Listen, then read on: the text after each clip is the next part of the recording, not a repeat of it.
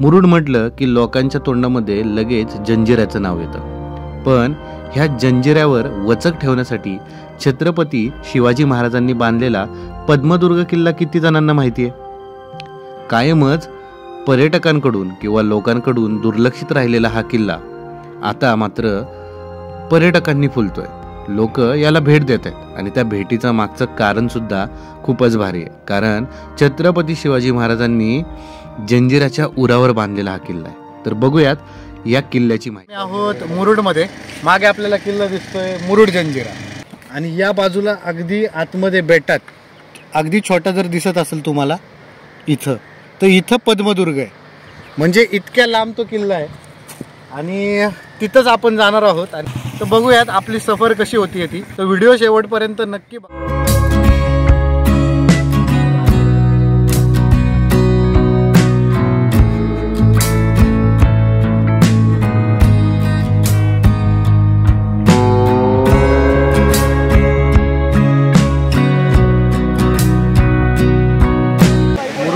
समुद्र किनाऱ्यावर आपण आलेलो आहे आणि पद्मदुर्गला जायला 300 रुपये तिकीट आहे.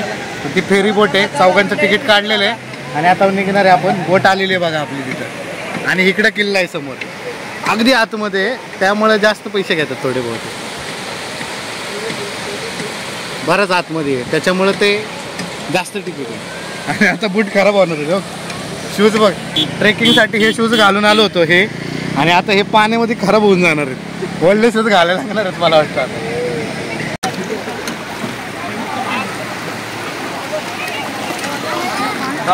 कडे राहणार पैसे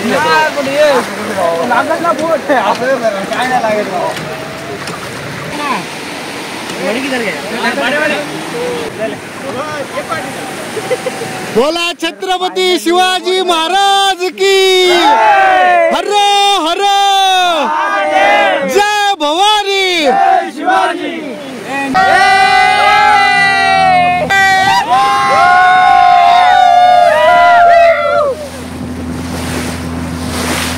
हे 300 जाऊन येऊ ना. तर या बाजूला आता आपल्याला जंजिरा दिसतोय बघा. पुढे खाली हा जो दिसतोय वरती झेंडा, हा भाग आहे साम्राजगड. बाळा तू कुठनं आलाय रे? शिरूर वरून. मग तू जंजिरा बघितला का? कसा वाटला? छान वाटला. आणि हा आता हा कुठला किल्ला आहे माहिती का तुला? नाही माहिती? पप्पांनी नाही सांगितलं. कुठला आहे? पद्मदुर्ग. कुठला?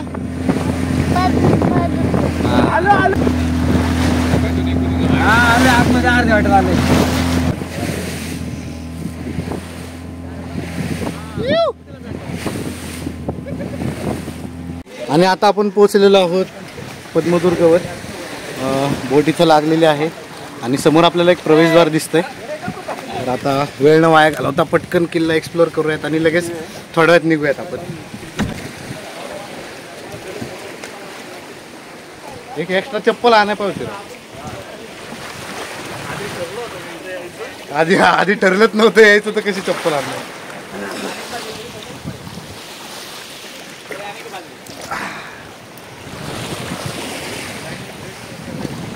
तर अशा रीतीने आपण पद्मदुर्गवर पोहोचलेलो आहे. या किल्ल्याला कासा किल्ला असंही म्हणतात. इथल्या कासा बेटावर महाराजांनी हा किल्ला बांधलाय. कासवासारखा याचा आकार असल्यामुळे त्याला कासा म्हटलं जातं असं म्हणतात. तर बोटीने आपल्याला या जागी सोडलं होतं. समोर हा मुख्य कोट आपल्याला दिसतोय, हा या बाजूला, आणि हा पडकोट आहे. पडकोट म्हणजे कोटाच्या समोरची मुख्य बाजू. आता इथं आपल्याला काही वास्तू दिसत आहेत. तर मी तर आता चप्पल घातली नाही, शूज घातलेत नाही, कारण वैताग आला. म्हणजे कशाला घालतो असं झालं होतं. मी आणि पप्पांनी दोघांनी शूज काढलेले आहेत. आणि आता हा पूर्ण भाग आपण एक्सप्लोअर करूयात. इथं भरपूर तोफा आपल्याला दिसत आहेत. म्हणजे अगदी मोठ्या मोठ्या तोफा आपल्याला ह्याच्यात दिसत आहेत. यांचं संवर्धन होणं फार गरजेचं आहे, पण कारण ह्या अशाच पडून राहिल्या तर ह्यांचं नामोनिशान नंतर संपेल. बऱ्याचशा तोफा आहेत. समोरच्या या भागावर सुद्धा आहे. इथं सुद्धा समोरची ही एक अभेद्य भिंत आपल्याला दिसतीये. 350 वर्षापूर्वी ही भिंत समुद्रामध्ये बांधलेली आहे आणि 350 वर्ष होऊन गेली तरीसुद्धा आज त्या लाटांचा मार सहन करत ती उभी आहे इथं. हेच छत्रपती शिवाजी महाराजांच्या निष्ठावंत मावळ्यांचं कार्य आहे. सोपं नाही आहे अशा ठिकाणी गड किल्ले बांधणं. तर इथं आपल्याला एक त्या काळातलं टॉयलेटसुद्धा दिसून येतं. तर हे आहे त्या काळामधलं टॉयलेट. बुरुजाकडं प्रवेश करण्याआधीच आपल्याला इथं हे दिसून येतं बघा. तर त्या काळामध्ये स्वच्छतागृहाची अशा प्रकारची रचना होती. तर पद्मदुर्गावरच्या बुरुजावरची ही जी तोफ आहे, ही तोफ दिशानं करून आहे समोरच्या जंजिरा किल्ल्यावर. तर या बाजूला पुढं जंजिरा किल्ला दिसतो आपल्याला. समोर हा जो भाग आहे हा आहे किल्ले जंजिरा. तर जंजिरा किल्ल्यावर नजर ठेवण्यासाठी हा किल्ला महाराजांनी बांधला होता. आणि आता आपण ड्रोन उडवूयात म्हणजे आपल्याला किल्ल्याचं वरतून मस्त रूप दिसेल.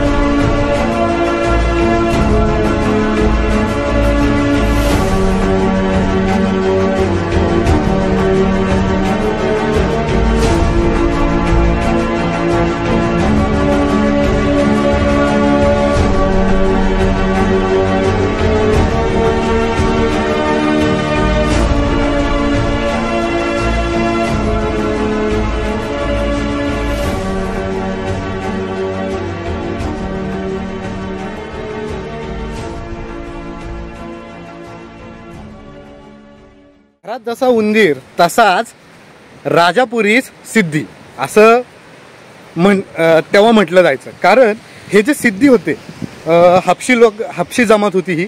आणि हे लोक ह्यांनी जंजिऱ्याचा ताबा घेतला होता आणि जंजिरा बळकावून ते जे किनाऱ्याचे लोक आहेत त्यांना भरपूर त्रास देत होते. त्या भागात ते घुसखोरी करत होते. ज्याप्रमाणे उंदीर रात्री गुपचूप आपल्या घरातल्या वस्तू पळवतो, खायच्या वस्तू चोरतो, नासधूस करतो, तशा पद्धतीची वृत्ती ह्या जंजिरेकर सिद्धींची होती. म्हणूनच त्यांच्यावर वचक बसावा आणि त्यांचा बंदोबस्त करण्याच्या हेतूनेच मग छत्रपती शिवाजी महाराजांनी ह्या किल्ल्याची निर्मिती केलेली. आणि फक्त त्यांचा बंदोबस्त व्हावा म्हणूनच नाही, तर जंजिरा किल्ला कशा पद्धतीने आपल्याकडे घेता येईल आणि आपलं स्वराज्य वाढवता येईल ह्या सगळ्या गोष्टींचा विचार करूनच महाराजांनी हा किल्ला बांधलेला आपल्याला दिसून येतो. तर आपण जो पडकोट आहे तो पाहिला, याची सफर केली आपण. समोर देवीचं एक छोटंसं मंदिरसुद्धा आहे. त्याचप्रमाणे इथं भगवा ध्वज आहे. आता आपण जाऊयात मुख्य किल्ल्याकडे.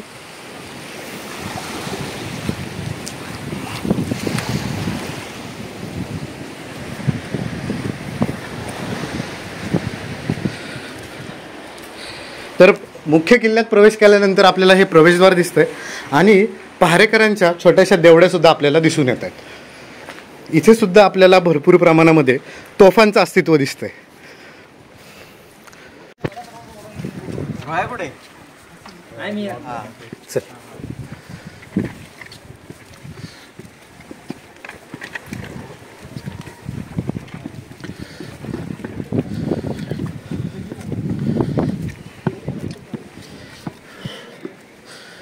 अतिशय सुंदर असे बुरुज आपल्याला इथं दिसून येतात किल्ल्याचे. यांची सुंदरता जितकी चांगली तितकंच हे अभेद्य सुद्धा आहेत. कारण शेवटी याच्यावरही हल्ला होऊ शकतो. त्यामुळं त्या पद्धतीने ह्या किल्ल्यांची रचना करण्यात आलेली आपल्याला दिसून येते. समोर सुद्धा एक बुरुज आहे. त्याचप्रमाणे हा भाग पुढं समोरच्या त्या पलीकडच्या बुरुजाकडे गेलाय आणि तोफांचं अस्तित्व आपल्याला भरपूर प्रमाणात दिसतं. काही वास्तूसुद्धा आहेत छोट्या छोट्या. इथं सुद्धा एक मोठा तोफगाडा दिसतोय आपल्याला ह्या बुरुजाच्या आत. आणि ह्या तोफगाड्यांचं जे रचना आहे म्हणजे तोफगाडे जे बसवलेत सह्याद्री प्रतिष्ठाननी बसवले आणि प्रत्येक तोफगाडा हा फक्त एकाच दिशेला तोंड करून आहे, तो म्हणजे किल्ले जंजिऱ्यावर. कारण छत्रपती शिवाजी महाराजांचं जे महत्त्वाचं उद्दिष्ट होतं ते उद्दिष्ट हेच होतं की जंजिऱ्यावर वचक, सिद्धींवर वचक बसणं. आणि त्यामुळेच कदाचित त्या कल्पनेतूनच त्यांनी हे तोफगाडे या बाजूला तोंड करून लावलेले आहेत. खाली आपल्याला किल्ल्याची तटबंदी दिसते. इथं खाली जे मुख्य दुसरं द्वार आहे ते आहे. जंजिराच्या तुलनेत पद्मदुर्गावर ना कायम कमी व्यक्ती असतात, कदाचित तो लांब असावा किंवा बघायला काय नाही आहे असं प्रत्येकाचं म्हणणं असतं, पण तरीसुद्धा जंजिऱ्यावर काही लोक आपल्याला दिसतात, अगदी फॅमिलीच आहेत. तशीच एक जुन्नरची मंडळी सगळी इथं आलेली आहे आणि ते जंजिरा म्हणजे त्यांनी जाऊन आले जंजिराला. पण मग तुम्ही पद्मदुर्गाला का आलाय, काय वाटतं तुम्हाला, तुमचं काय मत आहे याच्यावर? नाही, सगळेजण जंजिरा बघतात ते. त्याच्याच बाजूला असणारा पद्मदुर्ग जो खास शिवाजी महाराजांनी राजर्षी संभाजी महाराजांनी बांधला. तर सिद्दीक ज्यावेळेस इथल्या लोकांना अत्याचार करत होता, त्यांना त्रास द्यायचा, तर त्याला शह देण्यासाठी त्याच्या उरावर दुसरा किल्ला या ठिकाणी बांधला गेला. बरोबर. यस, बरोबर. हेच म्हणजे तुम्ही त्या ह्यानी आलाय ना, त्याबद्दल खूप छान वाटतं. म्हणजे फक्त ह्या भाग पर्यटन स्थळ म्हणून नाहीये, हा ऍक्च्युली काय आहे तर महाराजांनी स्वतः किल्ला वसवल्यामुळं आपल्यासाठी खूप अभिमानाची गोष्ट आहे. बरोबर. आणि त्यावेळेस त्यांनी असं उद्गार काढले होते की राजापुरी ना, राजापुरीच्या उरावर दुसरी राजापुरी वसवली. याचा अर्थ काय तर पूर्वी जंजिऱ्याचा जो भाग आहे त्याला राजापुरीच म्हटलं जायचं. तर राजापुरीच्या उरावर दुसरी राजापुरी म्हणजे हा किल्ला त्याला शह देण्यासाठी बांधलेला आहे, असे उद्गार स्वतः छत्रपती शिवाजी महाराजांनी काढलेले आहे. त्यामुळं आपल्या इतिहासाच्या दृष्टीने किंवा आपल्या स्वाभिमानाच्या दृष्टीने हा किल्ला हा जंजिऱ्यापेक्षाही जास्त महत्वाचा आहे. बरोबर ना? चला, धन्यवाद. तुम्हाला भेटून सगळ्यांना छान वाटलं. आम्हाला पण तुम्हाला भेटून अगदी छान वाटलं. आणि अशीच गर्दी पद्मदुर्गावर व्हावी ही इच्छा. पद्मदुर्गाचा खरा इतिहास जर तुम्हाला कळाला तर तो जास्त महत्त्वाचा आहे जंजिऱ्यापेक्षाही, कारण पद्मदुर्ग म्हणजे मराठ्यांच्या संघर्षाची गाथा आहे. त्यामुळे एवढं मात्र लक्षात ठेवलं पाहिजे.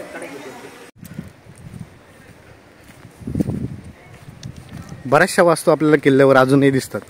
हे कोट जे आहेत हे अजूनही चांगल्या स्थितीत आपल्याला दिसतात. आणि इथं पाण्याचं टाकं आहे, तेही बघूयात आपण. मुळात माझ्या माहितीत एक गोष्ट म्हणजे माझ्या लक्षात आलेली ही आहे की याच्या बाकीच्या ज्या भिंती आहेत ह्या नंतर बांधलेल्या आहेत आणि यांना सुद्धा पूर्णपणे कमळाच्या पाकळीसारखीच रचना होती, म्हणूनच याला पद्मदुर्ग असं म्हटलं जातं आहे.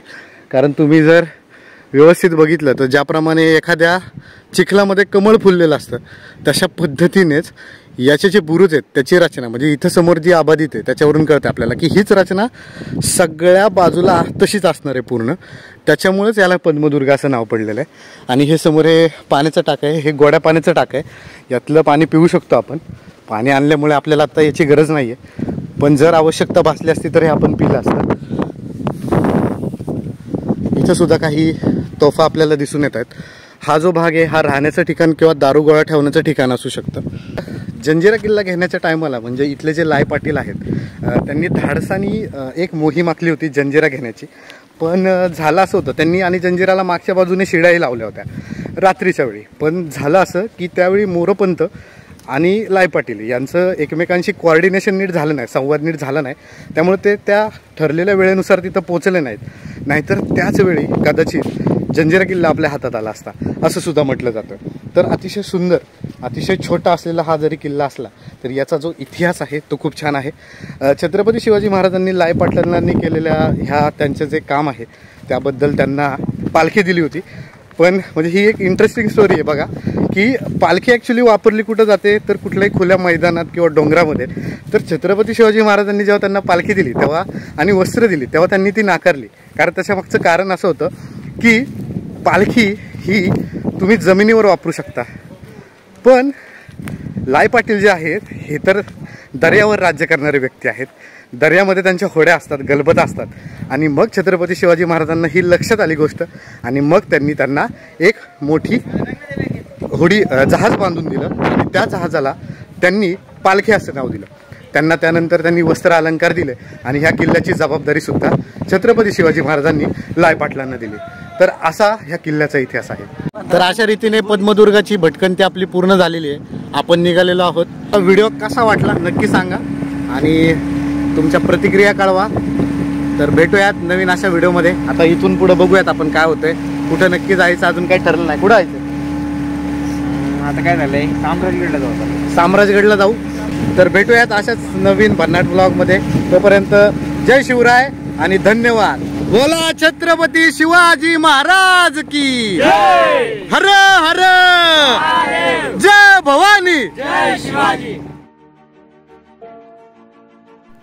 आफ्रिकेतल्या कुठल्या तरी एका देशातून आलेले हे हबशी लोक जंजिराचा ताबा घेतात आणि त्या मुलखाला त्रास देतात, लुटतात. मात्र त्यांचाच बंदोबस्त करण्यासाठी, स्वराज्याचं सुराज्य करण्यासाठी आणि किनारपट्टी सुरक्षित राहावी म्हणून छत्रपती शिवाजी महाराज पद्मदुर्ग किल्ला बांधतात. या दोन्ही विचारांमध्ये फार मोठी तफावत आहे आणि कदाचित याचंच कारण असावं की आजही जंजिरा किल्ल्यावर जाण्याची इच्छा मला कधीच झाली नाही. मात्र पद्मदुर्ग किल्ला पाहिल्यानंतर छत्रपती शिवाजी महाराजांची दूरदृष्टी आणि आपल्या मराठ्यांच्या सामर्थ्याचं त्या काळातलं चित्रण डोळ्यासमोर उभं राहतं. किल्ल्यावर आता पर्यटकांची गर्दी वाढायला लागली आणि ती अजून वाढेल हीच अपेक्षा. कारण आपला इतिहास तो आपला आहे, तो लोकांपर्यंत पोचलाच पाहिजे. तर तुम्ही कधी भेट देताय किल्ले पद्मदुर्ग उर्फ कासा किल्ल्याला? कमेंटमध्ये नक्की सांगा. जय शिवराय.